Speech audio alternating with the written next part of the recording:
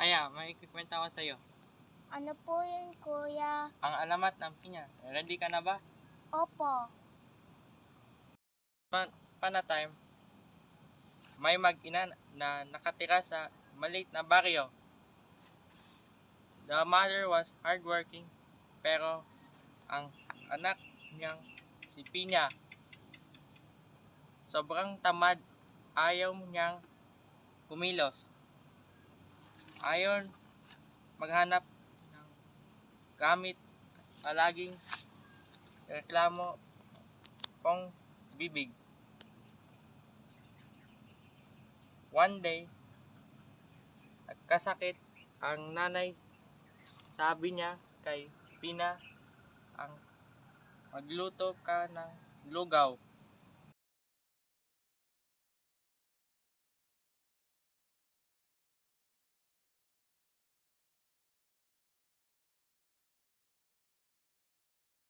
Morning, hindi na makita si Pina.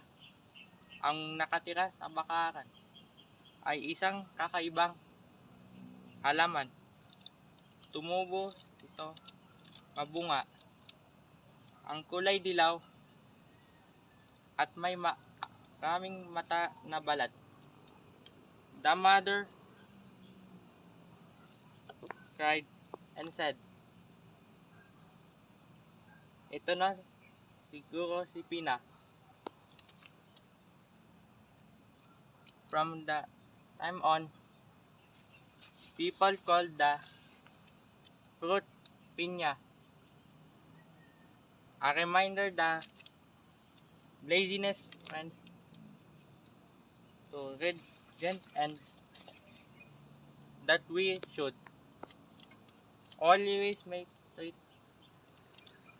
to look and help. The legend reaches as values. Sipag at tiyaga, work hard, huwag maging tamad. Responsibility, huwag laging aasa sa iba. Love and respect, huwag abusuin. Ang pasensya na maging gulang.